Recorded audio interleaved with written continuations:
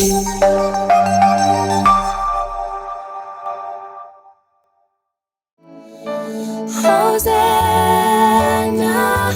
Hosanna, Hosanna in the highest.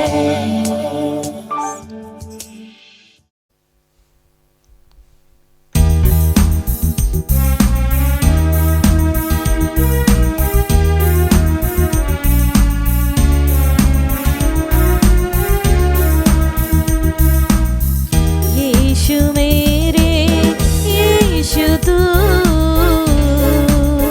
जीवन की आशा है जिंदगी का यीशु तू मेरा सहारा है तो मैं तेरे गीत यीशु मेरे मसीह रहूं मैं तेरे संग यीशु तेरे संग यीशु मेरे यीशु तू जीवन की आशा है जिंदगी का यीशु तू मेरा सहारा है। খ্রিস্ট যিশুতে আমার প্রিয়জনেরা, আমরা নতুন বছরে আশীর্বাদের জন্য আমরা এই প্রার্থনা আজকে করি। আমরা এই অধ্যায় যে ইসাইয়া থেকে আমরা পড়ি 60 অধ্যায়ে ঈশ্বরের বচন শুনি, উঠো আলোমণ্ডিত হো, কারণ তোমার আলো এসে গেছে, প্রভুর গৌরব তোমার উপরে উদিত হচ্ছে। দেখো, অন্ধকার পৃথিবীকে এখনো আচ্ছন্ন করছে, তমসা সর্বজাতিকে এখনো আবৃত করছে, কিন্তু তোমার উপরে স্বয়ং প্রভু উদিত হচ্ছে। তোমার উপরে দৃশ্যমান হচ্ছে তার আপন গৌরব। দেশগুলি তোমার আলোর কাছে আসবে, রাজারাও আসবে তোমার উদয়ের মহিমার কাছে। খ্রিস্ট যিশুর অনুগ্রহে এই নতুন বছরে সব কিছু মঙ্গল হবার জন্য আমরা ইসাইয়া গ্রন্থ 60 অধ্যায়, Isaiah chapter 60, we will read and study and pray. আমরা এই অধ্যায় পড়ে প্রার্থনা করি যেন আপনাদের এই বছরের প্রচুর আশীর্বাদ, রিস্টোরেশন, পুনঃপ্রতিষ্ঠিত করা বছর রূপে পরিণত হয়। দেখবেন ঈশ্বর বলছেন, আলোমণ্ডিত হো, put on light, shine, put on light. মনে হচ্ছে তুমি থাকা পরিস্থিতি, দুঃখ বেদনার অন্ধকারের পরিস্থিতি থাকতে পারে, পলিটিক্যালি অথবা আর্থিক দিক থেকে অথবা আধ্যাত্মিক দিক থেকে তুমি অন্ধকারের মধ্যে থাকতে পারে। তাহলে আজ ঈশ্বর বলে, আলোমণ্ডিত হো, shine, shine, rice and shine. উঠো তুমি, উঠো তুমি, আলোমণ্ডিত করো, আলোমণ্ডিত হো, কারণ তোমার আলো এসে গেছে, তোমার মুক্তির দিন এসে গেছে। ইসাইয়া 60 অধ্যায় রিস্টোরেশন, পুনঃপ্রতিষ্ঠার কথা বলছে। বাবিলন প্রবাসী হয়ে থাকা জনগণের পুনরায় আগমনের, আগের গৌরবে চেয়ে বড় গৌরবে প্রবেশ করা কথা বলে জনগণকে আশীর্বাদ করে। প্রিয়জনেরা, তুমি কোথাও বসে আছো কেন? জীবনের মনের মধ্যে এই অন্ধকার থাকতে পারে। তুমি চোখ খুলে দেখলে তোমার আর্থিক দিক দেখে আশা হচ্ছে না, কোটি টাকা ঋণ হতে পারে, অথবা চাকরি নষ্ট হয়ে যেতে পারে, অথবা রাষ্ট্র দিক থেকে দেখলে সমস্ত দেশে যুদ্ধ, দাঙ্গা হাঙ্গামা, রিসেশন হতে পারে। সিচুয়েশন, পরিস্থিতি তোমাদের জন্য খারাপ হতে পারে। সেই সময়ে আমরা এই আশীর্বাদ বচন শুনে এই অনুগ্রহ লাভ করতে পারি। তার জন্য ঈশ্বর বলছেন, উঠো তুমি কোথায় বসে আছো? কোনো মোবাইলের পিছনে, কোনো নিরাশার সঙ্গে, কোনো অন্ধাকারের ঘরে, কোনো পরিত্যক্তা অবস্থায়, কোনো স্নেহ বঞ্চিত হয়ে, অথবা বিবাহ বিশৃঙ্খল হয়ে, সন্তান সন্ততি অবাধ্য হয়ে থাকা একটা অন্ধকারে থাকা তুমি, আজকে প্রভু বলছেন, উঠো, আলোকিত করো, আলোমণ্ডিত হো, কারণ আলো এসে গেছে। অন্ধকার দূর করতে আলো এসে গেছে। ঈশ্বর বলছেন, উঠো। কাদের বলছেন জানো? যারা বসে আছে, যারা বসে আছে তাদের বলছে তুমি উঠো। মানে হচ্ছে বসে থাকা ব্যক্তি সবসময় নিচের দিকে থাকায়, মানে হচ্ছে তোমার জীবন তুমি নিচের দিকে চলার মতো অবস্থায় থাকা ব্যক্তিকে ঈশ্বর বলেন, তুমি চোখ খুলে থাকাও, উঠো তুমি, উঠো তুমি, আলো মণ্ডিত হো, কারণ তোমার আলো এসে গেছে, তোমার আলো এসে গেছে। প্রভুর গৌরব এই পর্যন্ত অপমানের হাপরে তুমি পরীক্ষিত হচ্ছে, দুঃখ বেদনার হাপরে তুমি পরীক্ষিত করতে পারে। ঈশ্বর বলেন, তুমি উঠো, গৌরব পরিধান করো। অগ্নি মধ্যে অথবা ক্লেশের মধ্যে তুমি জীবন যাপন করতে পারো। এখন জীবন যাপন করছো কি না? তবে ঈশ্বর তোমাকে বলে, দেখো তুমি গৌরব পাবে, ঈশ্বরের গৌরব, তুমি তোমার বেদনার হাপড় থেকে উঠতে পারে। ঈশ্বর বলছেন, তোমার এই পরিত্যক্ত অবস্থা, সংকটের দিন, বিভ্রান্তির দিন, এই সময়ে ঈশ্বর এই আশা দিয়ে ডাকছে, তুমি উঠো, তুমি উঠো, একবার উঠে দেখো, তুমি উঠতে পারবে, উঠে দেখো, আমাকে আঁকড়ে ধরে থাকো, কারণ আলো এসে গেছে। তোমার দিনগুলি এখন মঙ্গল হতে চলছে। যা কিছু ঘটেছে তোমার জীবনে সেটা দিকে নয়, তবে নিম্ন অবস্থার অনিশ্চয়তার দিকে নয়, নিম্ন অবস্থায় অনিশ্চয়তায় তুমি এখন ধৈর্য করতে পারো, কারণ তুমি উঠো, তুমি উঠতে হবে। তোমাকে যে অবস্থায় আছে সেই অবস্থায় উঠতে হবে। যদিও তুমি আগুনে পরীক্ষিত হচ্ছে,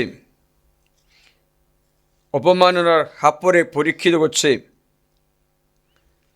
তবুও ঈশ্বর বলছেন, তুমি উঠো, তোমার উপরে গৌরব আসবে, গৌরব আসবে। পলিটিক্যালি, ফাইন্যান্সিয়ালি, অথবা স্পিরিচুয়ালি, অথবা তোমার সম্পর্কে, অর্থে, অথবা তোমার জীবনে ভবিষ্যতে তুমি চিন্তিত হয়ে থাকো, তবে তুমি উঠো। উঠতে বলেছেন, তোমার উপরে স্বয়ং প্রভু উদিত হচ্ছেন, অন্য কেউ নেই, অন্য কারো প্রতিশ্রুতি নয়, অন্য কারো উপদেশ নয়। প্রভু বলেন, দেখো স্বয়ং প্রভুই তোমার উপরে উদিত হচ্ছেন, স্বয়ং প্রভুই, মানে হচ্ছে আমাকে ও তোমাকে ধরে রাখতে শক্তিশালী ঈশ্বর, আমাকে তোমাকে নির্মাণ করে ঈশ্বর বলছেন, সে তোমার উপরে উদিত হচ্ছেন, অন্য কেউ নয়, অন্য কারো আলো নয়, অন্য কারো উপদেশ নয়, স্বয়ং প্রভুই তোমার উপরে উদিত হচ্ছেন, তোমার উপরে দৃশ্যমান হচ্ছে তার আপন গৌরব। ঈশ্বর তোমাকে গৌরবান্বিত করতে চলেছে, ঈশ্বর আমাকে গৌরবান্বিত করতে চলেছে। তার ঈশ্বর বলছে, উঠো, তুমি উঠে আসো। এই নতুন বছরে প্রভুর এই বাণী, রাজারা দেশগুলির তোমার আলোর কাছে আসবে, লোকেরা আসবে, রাজারা আসবে তোমার উদয়ের মহিমার কাছে। তুই চারিদিকে চোখ তুলে দেখো, চারিদিকে চোখ তুলে দেখো, তখন দেখতে পাবে কি হচ্ছে? এরা সকলে একত্রে জোড় হয়ে তোমার কাছে আসছে, তোমার সন্তানেরা দূর থেকে আসছে, তোমার কন্যাদের বাহুতে করে বহন করা হচ্ছে, তা দেখো তুমি উজ্জ্বল হয়ে উঠবে। মনে হচ্ছে তোমার জীবনে এই এই ছাবি, এই অনুগ্রহ উদিত হওয়া, এই সূর্য, এই রবি, এই অনুগ্রহের রবি, এই প্রভু যে নিজে বলেছে আমি জগতের জ্যোতি, আমি জগতের আলো, সেই জ্যোতি তোমাকে উদিত হচ্ছে তোমার উপরে। সে বলেন তুমি উঠো, চারিদিকে চোখ তুলে দেখো, চারিদিকে দেখো, তুমি নিচে বসে বসে নিরাশা হতে হবে না। চারিদিকে দেখো, তোমার দিকে আলো উদিত হচ্ছে, অন্ধকার দূর হচ্ছে, এবার ঈশ্বর তোমার উপর উদিত হচ্ছে। কয়েকদিন আগে একজন এসে বলল, আমাকে চাকরি থেকে বের করে দিয়েছে, কি করে খাটবো, ঘরে কেউ নেই, ইনকাম করার জন্য কেউ নেই। তখন তার উপরে ঈশ্বরের আশীর্বাণী উচ্চারণ করে বললাম, দেখো তোমার উপরে উদীয়মান সূর্য, আলো উদিত হচ্ছে, তুমি নিচে তাকা ছেড়ে দিয়ে চারিদিকে তাকাও। ঈশ্বর আব্রাহামকে একবার বললেন, আব্রাহাম তুমি আকাশের দিকে তাকাও। তারপরে বলছেন তুমি তারাগুলোকে গুনে বলো। আব্রাহাম বলেন গুনতে পারবো না, এর চেয়ে তোমার সন্তান সন্ততি আমি তোমাকে দেব। মনে রাখবেন 90 বছর বয়স সারা, আব্রাহামের বছর 199। এ সময় ঈশ্বর বলছেন তুমি নিচে তাকো না, উপরে আকাশের দিকে তাকাও। কারণ ঈশ্বর কথা বলছে, এই আকাশে তারা নক্ষত্র দেখো, কত গুনে বলো। আব্রাহাম বলে আমি গুনতে পারবো না। তাহলে এর চেয়ে সন্তান সন্ততি তোমার হবে। আব্রাহাম আশ্চর্য হলো, কি করে এর চেয়ে সন্তান সন্ততি আমার হবে? ঈশ্বর বলছেন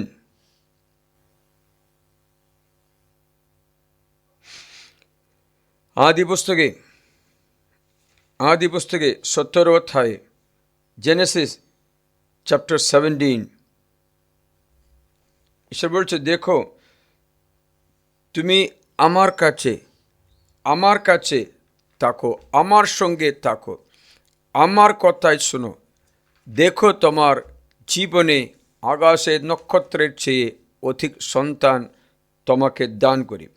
ঈশ্বর আব্রাহামকে 3টে কথা বলে দিয়েছে। সেটা হচ্ছে এই যে আব্রাহামের বয়স যখন 99 বছর, তখন প্রভু তাকে দেখা দিয়ে বললেন, আমি সর্বশক্তিমান ঈশ্বর এল শাদাই, তুমি আমার সাক্ষাতে চলো।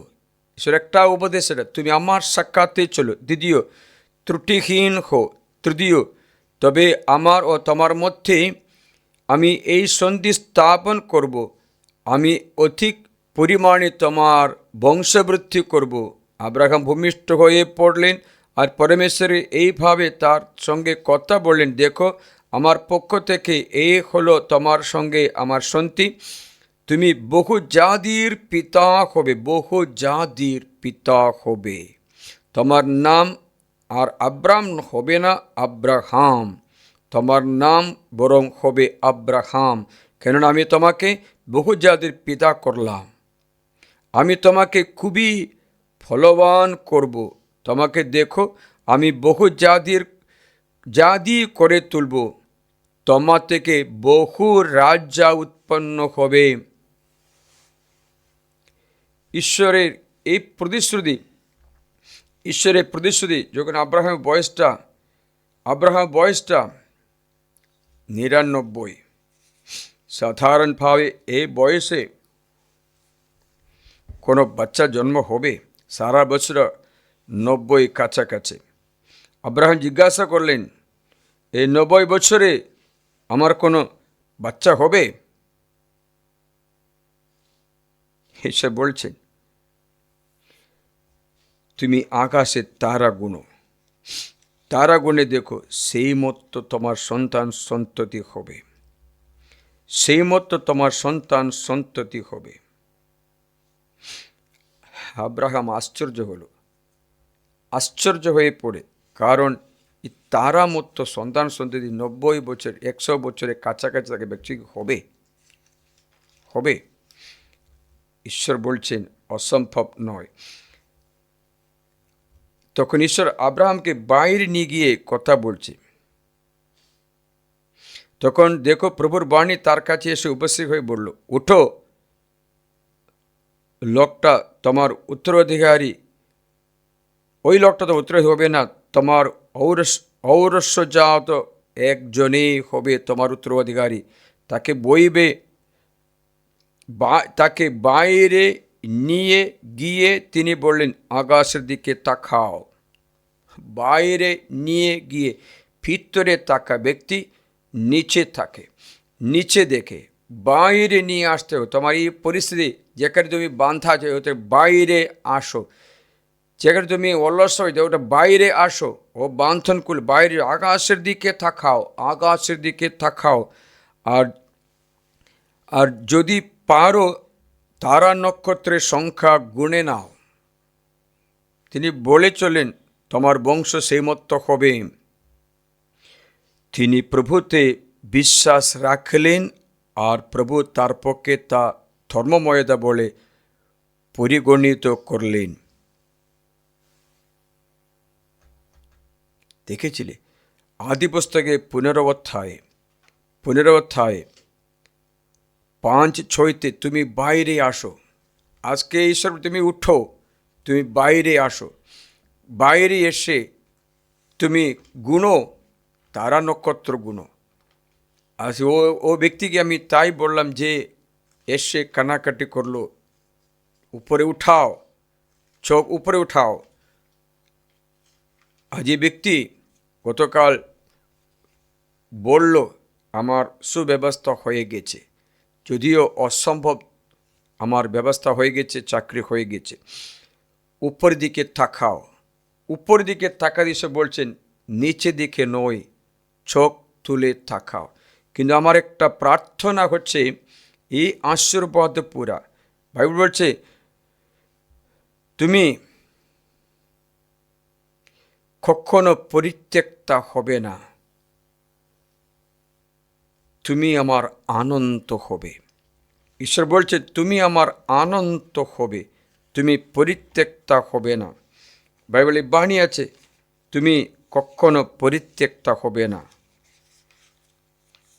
তুমি বরং হবে আমার আনন্দে। You are my delight, you are my delight. তোমাকে হেপসিবা বলে ডাকা হবে, হেপসিবা,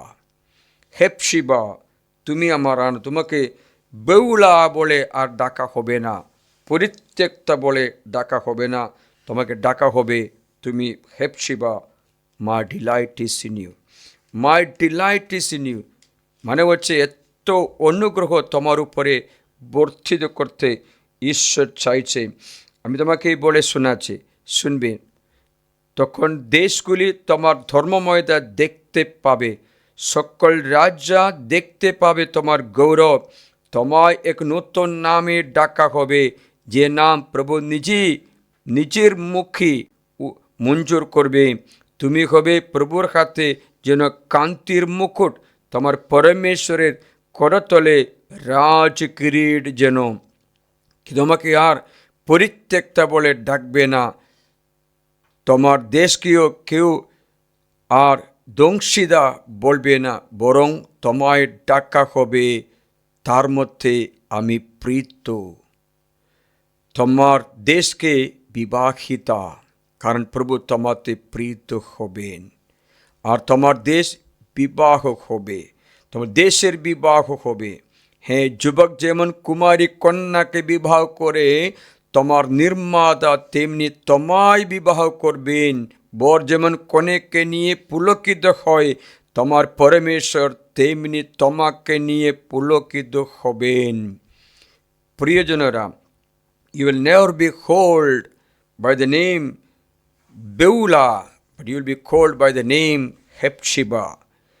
My delight is in you. My delight is in you. প্রিয়জনেরা, my delight is in you. তুমি আমার আনন্দ, তুমি আমার আনন্দ। my delight is in you. তুমি কখনো পরিত্যক্তা বলে, দংশিতা বলে ডাকা হবে না। তুমি আমার করতলে রাজকিরীট। তুমি আমার করতলে রাজকিরীট। তুমি হবে প্রভুর হাতে কান্তির মুকুট। কান্তির মুকুট, করতলে রাজকিরীট। আর তোমার আর পরিত্যক্তা বলে ডাকা হবে না।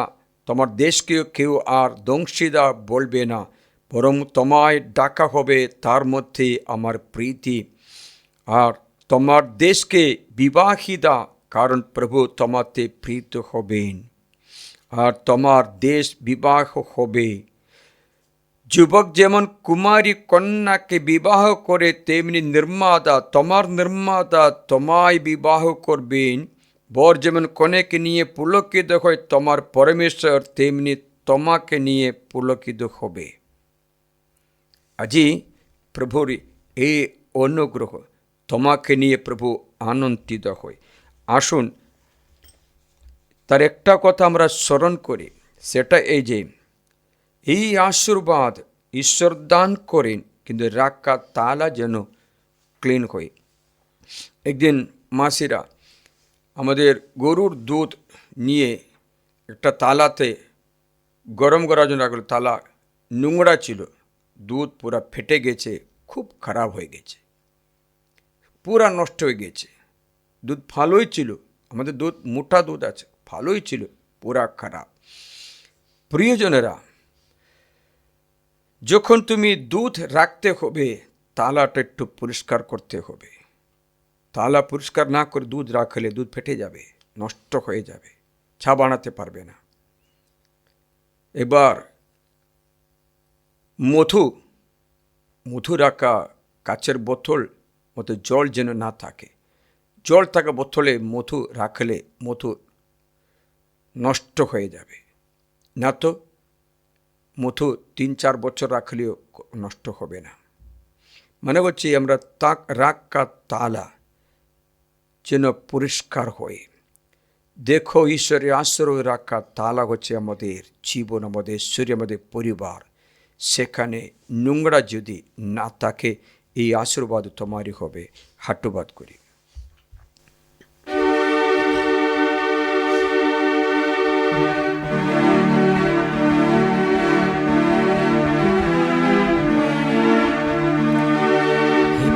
ঈশ্বর তোমায় আমরা আরাধনা করি।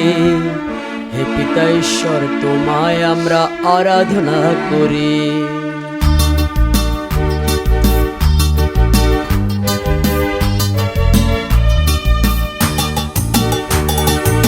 পিতা ঈশ্বর তোমায় আমরা আরাধনা করি। পিতা ঈশ্বর তোমায় আমরা আরাধনা করি। পিতা ঈশ্বর তোমায় আমরা আরাধনা করি। পিতা ঈশ্বর তোমায় আমরা আরাধনা করি। আরাধনা যিশু, আরাধনা, আরাধনা যিশু, আরাধনা, আরাধনা পিতা, আরাধনা, আরাধনা যিশু, আরাধনা, আরাধনা পিতা, আরাধনা, আরাধনা পিতা, আরাধনা, আরাধনা যিশু, আরাধনা, আরাধনা, আরাধনা। হে প্রভু যিশু তোমায় আমরা আরাধনা করি। হে প্রভু যিশু তোমায় আমরা আরাধনা করি। হে প্রভু যিশু তোমায় আমরা আরাধনা করি। হে প্রভু যিশু তোমায় আমরা আরাধনা করি। আরাধনা যিশু, আরাধনা, আরাধনা যিশু, আরাধনা, আরাধনা যিশু, আরাধনা, আরাধনা যিশু, আরাধনা, আরাধনা যিশু আরাধনা, আরাধনা যিশু আরাধনা, আরাধনা যিশু আরাধনা, আরাধনা যিশু আরাধনা। খ্রিস্ট যিশু আরাধ্য নামে আশীর্বাদ করি তোমার দেশ যেন তুমি প্রভু পুলকিত প্রভু তোমাকে দিয়ে আনন্দ করে। You are mighty light. এই আশীর্বাদ আজকে তোমার উপরে বসে তোমার দুঃখ বেদনা দূর করি, তোমার সন্তান সন্ততির একটা ভবিষ্যৎ জন্য দান করে এই আশীর্বাদ কিন্তু তালা যেন পরিশুদ্ধ করে গ্রহণ করতে যেন পারে। আজ তোমার উপরে উদীয়মান সূর্য উদিত হবে, তার রশ্মিত সুস্থতা আরোগ্য অনুগ্রহ। দেশ পুরা অন্ধকারে থাকলেও থাকতে পারে, কিন্তু তোমার উপর উদিত হবে ধর্মময়দার সূর্য, যার রশ্মিতে তোমার আরোগ্য সুস্থতা, তোমার দুঃখ বেদনা দূর হয়ে যায়। পলিটিক্যালি তোমার জন্য খারাপ অবস্থা থাকতে পারে, যেমন দাঙ্গা আগামা বিপ্লব সব কিছু, কিন্তু তোমার চিন্তা নেই। ফাইন্যান্সিয়ালি তোমার অনেক অসুবিধা করতে পারে, কিন্তু প্রভু তোমাকে উদ্দীপ্ত করছে। অথবা আধ্যাত্মিক জীবনে তুমি ভেঙে পড়েছ, তুমি উঠো, তুমি বাইরে আসো, আকাশের দিকে তাকাও। এই আকাশের দিকে তাকাও মানে প্রভুর দিকে দৃষ্টি দৌড়াও, প্রভুর দিকে। আর তোমাকে আশীর্বাদ করি পিতা ও পুত্র পবিত্র আত্মার নামে, আমেন। সর্বশক্তিমান পরমেশ্বর তোমাদের এই নতুন বছরে আশীর্বাদ দান করে পরিশুদ্ধ করে তোমার মজুর করে প্রার্থনা প্রভু যিশুর নামে তুমি বিশুদ্ধ হো, তোমার প্রার্থনা পূর্ণ, তোমার আনন্দ ভরে যায় পিতা ও পুত্র পবিত্র আত্মার নামে, আমেন। ওই দেখো যিশু এসেছেন তোমাকে ভালোবাসতে, ওই দেখো যিশু এসেছেন তোমাকে নতুন জীবন দিতে, মুক্তি মূল্য দিয়ে আনন্দ দিতে, তোমাকে ভালোবেসে বাঁচাতে। ওই দেখো